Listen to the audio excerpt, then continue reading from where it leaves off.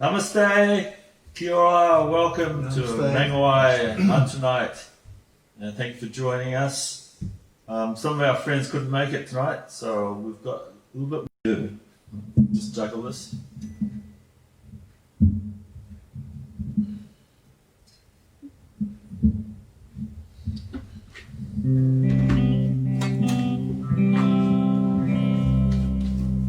Namaste. So we'll start with a Gauranga chant.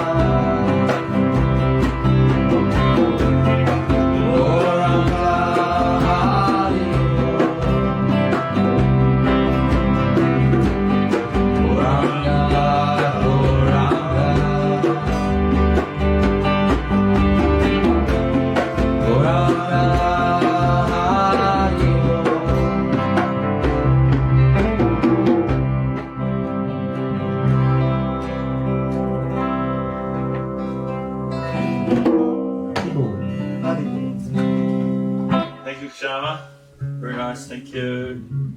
And so to Gary here. Haribol. I was just going to do the Maha mantra.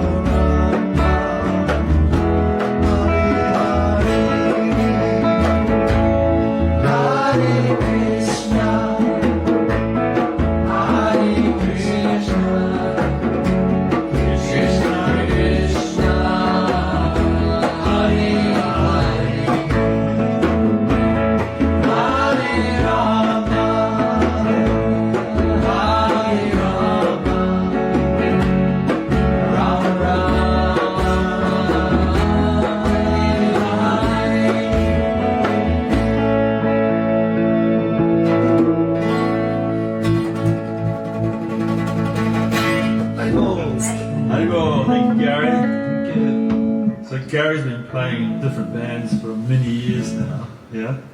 And so he brings a lot to the table. Thanks very much, Gary. Thank you. I'm really just a bass player. I think a little more than that. So we're going to pass over to Sid here now. Haribol. So I'm going to sing Gopala Govinda Rama Madana Mohan to start.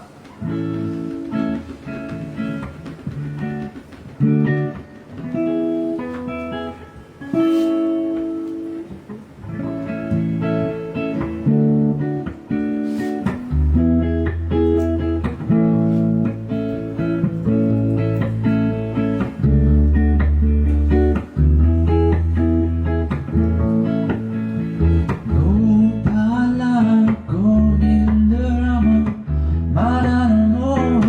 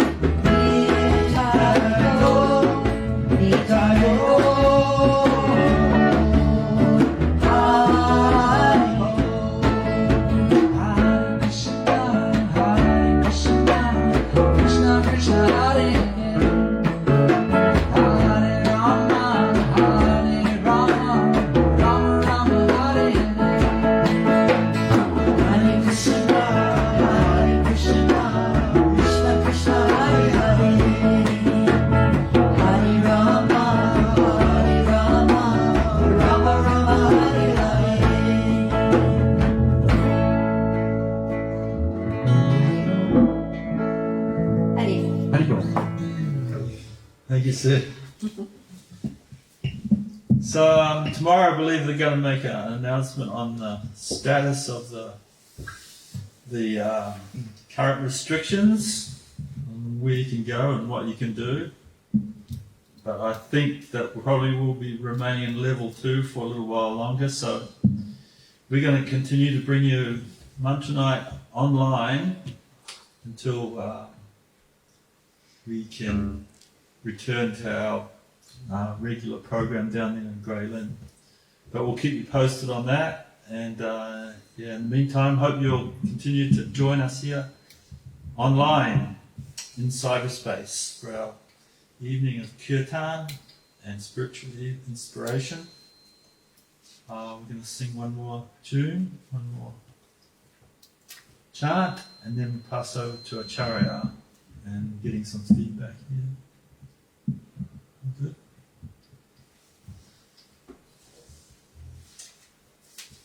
Okay.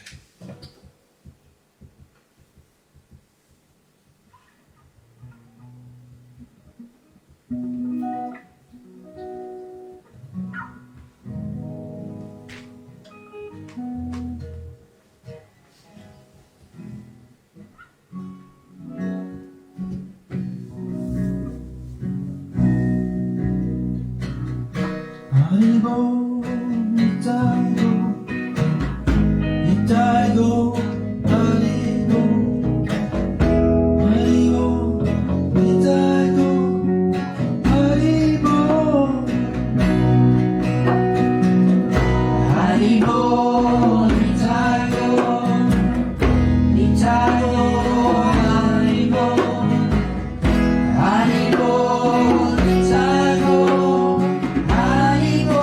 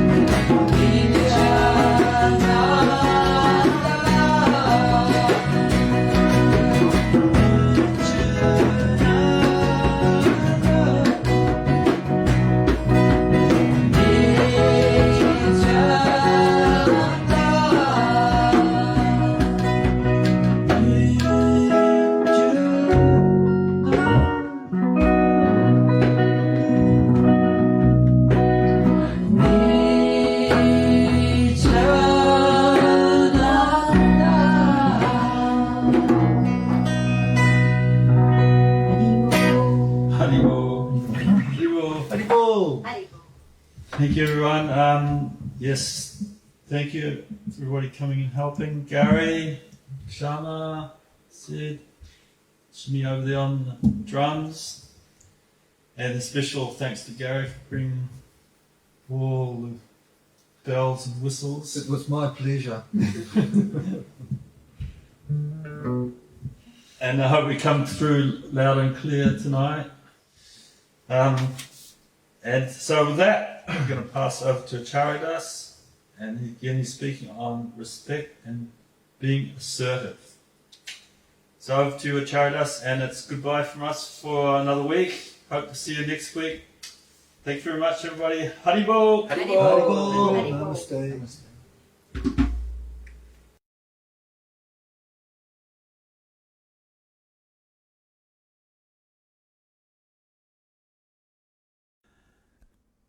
Namaste and welcome again.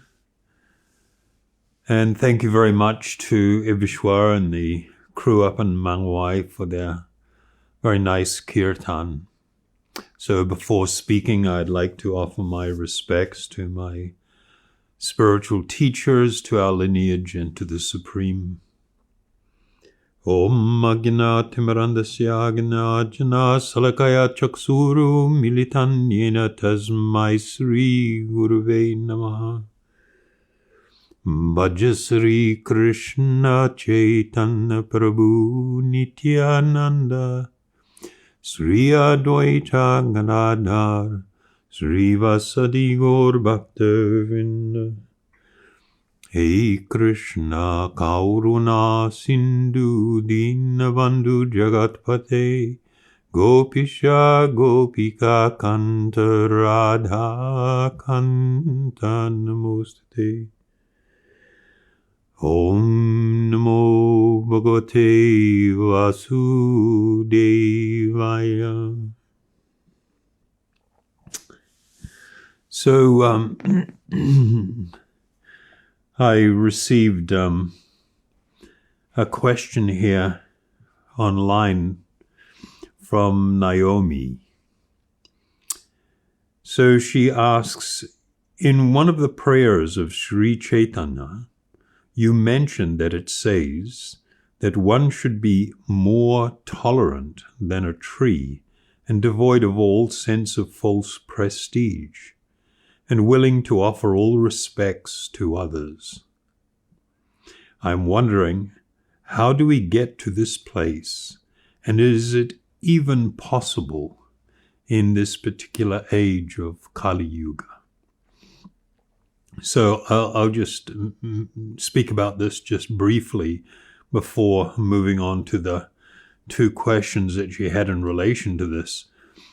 And I had mentioned in a couple of times in different talks that the great spiritual personality, Sri Chaitanya Mahaprabhu, he had said that if one wants to remain in a constant state of transcendence and to be able to be constantly absorbed in this process, merged into this ocean of ecstatically wonderful happiness that can come from these transcendental sounds that we chant,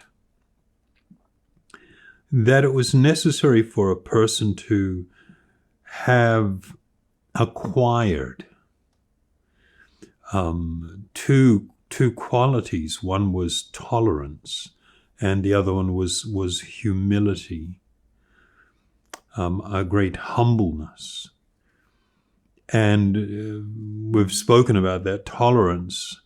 There's a wonderful definition in the Bhagavad Purana that says that tolerance is or being tolerant means to patiently endure unhappiness. And I'm just pointing that out because it'll be connected to the answer that I'm speaking of.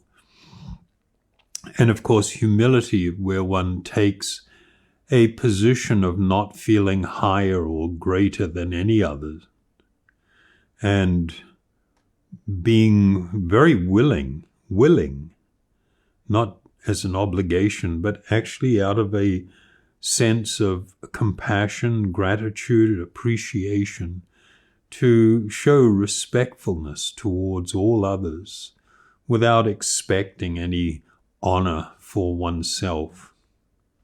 So in this connection, she goes on to ask, since becoming a mother to 2 little girls, I have felt a strong protective instinct, more, and that in turn has made me more assertive to stand up for them and myself. Is this okay for my spiritual growth? And we'll read the next part. I'm faced more and more with the challenge of separating the physical body and role of mother with that of eternal being, an eternal spirit soul or spiritual being, and seeing others in that way too, especially in a situation where I'm not being treated respectfully. I am referencing encounters with people I don't know, not close relationships. Please help me understand this.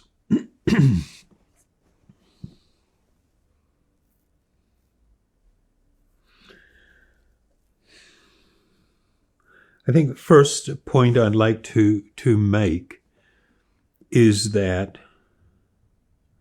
living a spiritual life or being spiritual is not something that you do.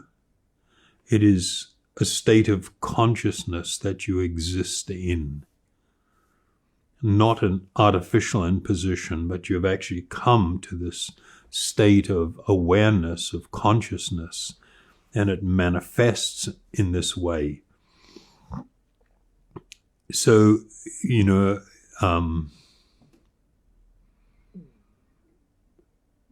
the second point is that with spiritual understanding also comes with a broader and deeper understanding of the nature of this world. In saying that, spiritual life is not about an attempt to live an artificially imposed life, or a life that is devoid of any sort of reality of our being embodied and the world in which we live. I'll just read you a verse. So this is from the one of the Upanishads, which we've spoken of, I think it was last week, the Sri Ishopanishad. And it states in the 11th mantra or shloka, only one who can learn the process of nescience meaning ignorance, but it means knowledge of that which is material. So only one who can learn the process of nescience and that of transcendental knowledge side by side can transcend the influence of repeated birth and death and enjoy the full blessings of immortality. So we are not ever discouraged from developing a healthy perspective that is spiritually founded and provides a framework for us to live within this world, to carry out our duties and responsibilities, to engage and be involved in healthy and productive and purpose-driven relationships, and to live a life of responsibility while not becoming completely entangled in the material reality. It boils down to this saying you've probably heard me use before: living in the world, but not being of the world. So this is the spiritual path. It is very natural that when a parent has children, and probably more so with a woman who has children, there is going to be this very natural instinct to protect. That natural instinct actually has a spiritual counterpart. That natural instinct is, you see it in animals, you see it in all different species of life, where there is this really strong and powerful drive to protect one's young. But there is a spiritual counterpart to that. What is it that's the difference between material life and spiritual life? It's not so much connected with what you are doing, but your reason for doing things, why you are doing things. This is one of the probably most important messages of the Bhagavad Gita. And so there is going to be this natural and instinctive desire to protect those that you see are your offspring. In this case, and she mentions it's now that she has two young daughters, that becoming a mother to two little girls, I have felt a strong protective instinct more, and that in turn has made me more assertive to stand up for them and myself. So yes, this is a natural tendency, and one by all means does not have to abandon this. But that is not, it's not, to be assertive in relation to protecting and standing up for and taking care of can also be done with a spiritual understanding of myself and these two people, meaning the two daughters of this woman. They are eternal spiritual beings. And for some reason or other, you have given birth to their bodies. And by virtue of that, there is some natural relationship with these two beings. Because they are eternal spiritual beings, your highest duty and responsibility as a mother is to actually see to their spiritual welfare. There was a great and powerful saintly king in days of yore, way back. His name was Rishabh Deva. He was considered an incarnation of God. And he was an incredibly exemplary personality. And in speaking to his own sons, he one time stated that one should not become a political leader or a monarch. One should not become a parent.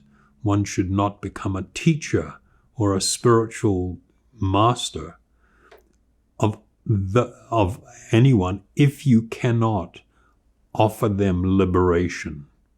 So the highest duty of anyone that's in the status of being a protector of others and guiding others in their life is to offer them spiritual liberation, to guide them in that way. And so this is the first and foremost responsibility. And if my connection with them was such that I'm actually seeing them as spiritual beings in my care, and yes, I do have this natural relationship as a mother, which is a special relationship, then the need for me to be protective of them in all ways is really important. And that it can be done and is not inconsistent with, for instance, feeling humility. A lot of people struggle with understanding what humility really means and how it's actually manifest. Humility doesn't mean that you become weak, that you become a pushover, as it were, that you are non-assertive. Quite the opposite. Humility can make you incredibly courageous and even quite brave about things. But I will mention, later on, you said, I am faced more and more with the challenge of separating the physical body and role of mother with that of being an eternal spirit soul, and seeing others in that way too, especially in a situation where I'm not being treated respectfully.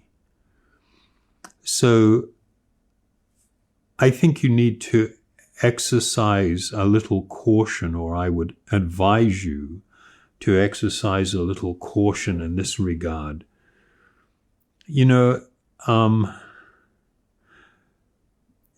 I think if you are being treated in a way that is unfair and not correct, it's okay to make that statement and to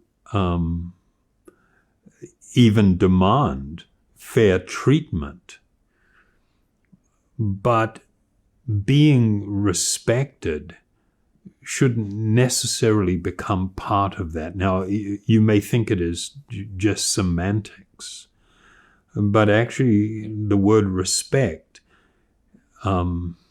carries a very specific understanding. It means something very specific. So, for instance, a person may not feel any respect to you or towards you, but if you are engaging them to do some work, if it's a person in a shop selling you something, if it's a person providing a plumber that's come to the house to repair something, and you can demand a certain code of conduct. They shouldn't be able to behave in certain ways that are unpleasant or unnecessary, that don't make it so a job is being done any better, for instance. You can be quite assertive about that. But that does not mean that you are taking a position of being superior to them.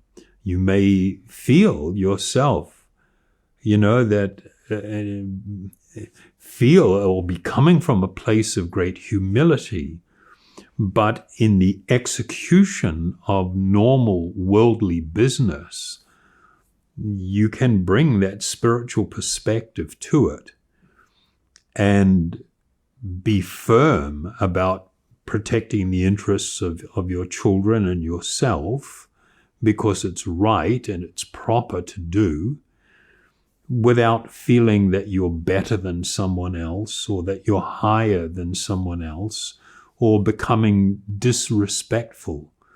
It's really unfortunate today that when people have a difference of opinion, a disagreement, they immediately go to the place of being disrespectful to each other. And that's just so unproductive and so entirely unnecessary also. So learning how to navigate your way through these different situations, and learning not to engage when your emotions are being messed with. No, that's not the right word. when somebody is speaking or dealing with you in a certain way and it's causing an emotional reaction from you, then you will probably see that more often than not, it's what is called the false ego, the false conception of oneself, the false idea of my worthiness or whatever. It's all based on material consideration. It's that will come into the fore. And then I start making all these demands, or I start getting unpleasant, or etc., etc. One doesn't have to go to that place.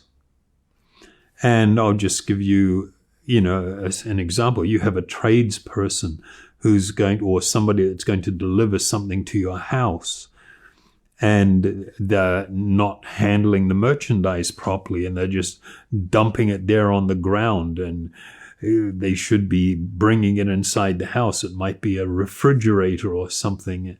And you ask them, could you please bring it inside? I can't do it on my own. And the person, gives you an eye roll and says something disparaging. You can say, well, that's completely unnecessary and that's not your job to behave in that way. So can you please do what you've been engaged to do and provide the appropriate level of service? You can learn to say and do things in a way that doesn't engage your emotions, or that you're not reacting emotionally to things. You can be firm and assertive about stuff and yet still be humble.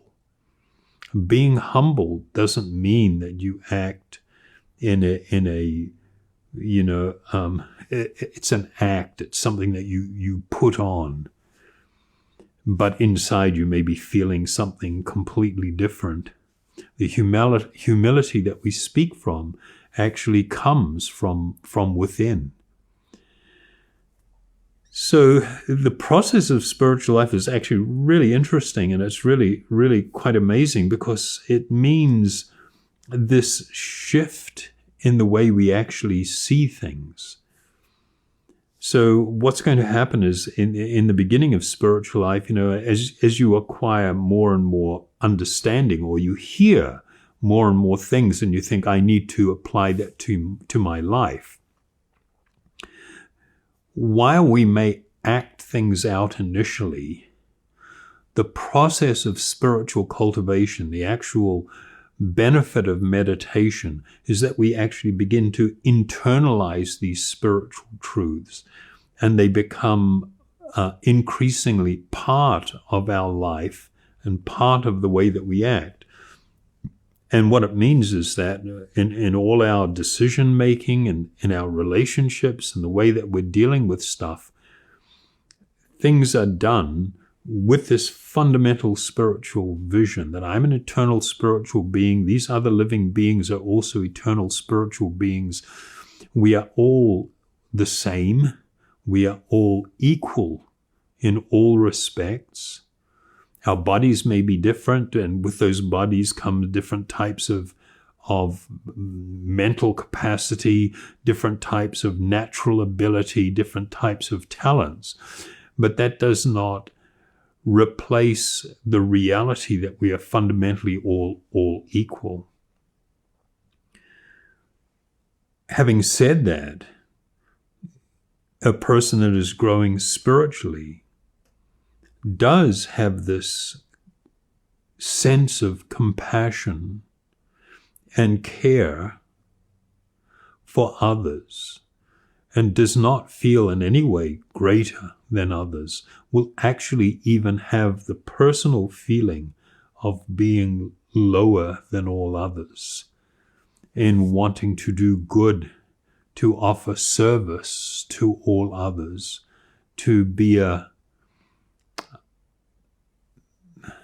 somebody who is able to share and to bring benefit and joy to others. And so from that position, that very humble and giving position, it does not mean that one loses a sense of what how things should be conducted, normal relationships, normal business. And we are always careful to look for these signs or to be aware of these signs. If my emotions are becoming engaged and begin driving things, then I'm fundamentally going to be losing the plot. So the idea of being assertive, the idea of being protective is not in any way inconsistent with being humble and tolerant. They're not inconsistent at all. And there is a very clear understanding for the transcendentalist that there is a need to live a life that is a good example for others.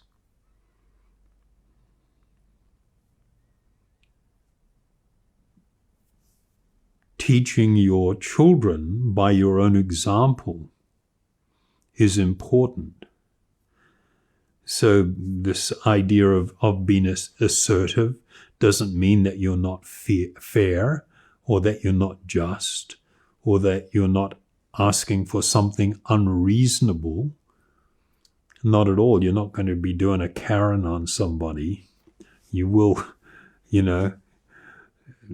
not start wagging your finger and going off like a mad person.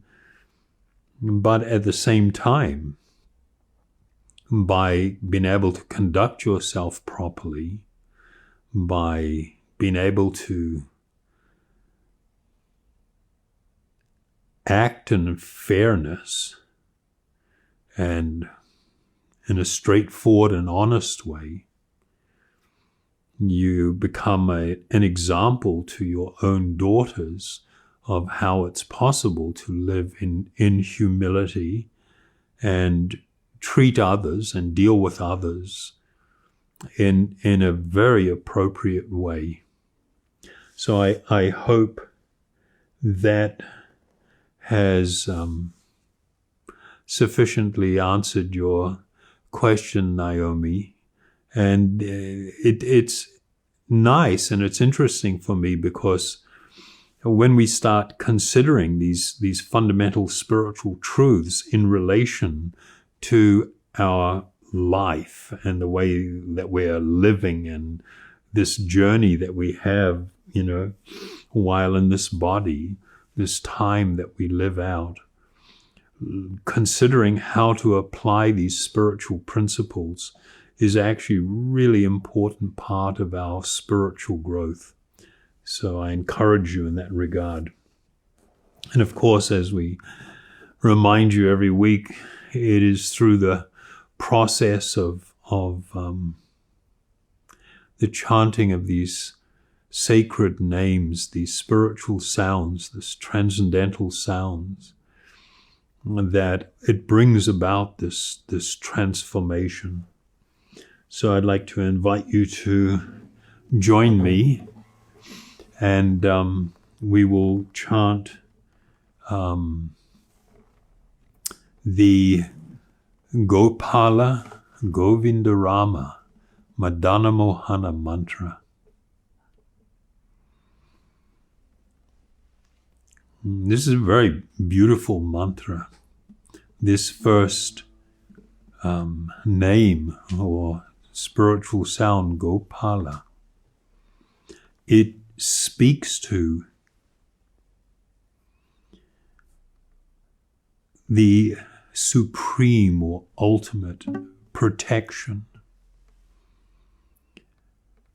We all want to feel, you see, I use the example many times, a newborn baby cuddled up in its mother or father's arms, and it's all like, that look on the face, like completely protected and at ease. And of course, it doesn't stay like that. But that desire for that embrace and for that protection is actually a spiritual desire.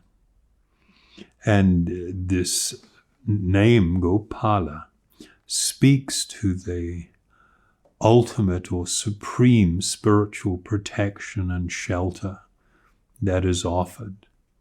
Govinda means that the highest transcendence, this connection with the Supreme Soul, it enlivens the spiritual senses. It is a festival of spiritual experience. Rama means the supreme enjoyment. Madana Mohana speaks to the all-attractive, supremely attractive nature of the Supreme Soul. And so in chanting this mantra, we are speaking about the desire of the soul itself to be simultaneously at rest and protected, utterly enlivened, spiritually enlivened, to experience the highest transcendental pleasure, and to be drawn to the supremely attractive.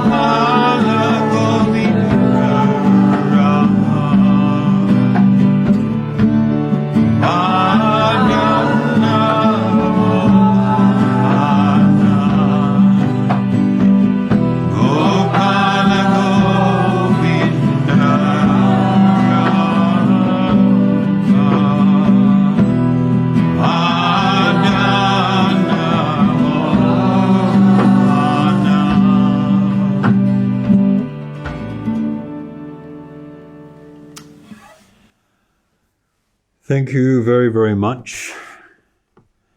And thank you, everybody that's assisting me with the kirtans. And we look forward to catching up with you again next week. Namaste.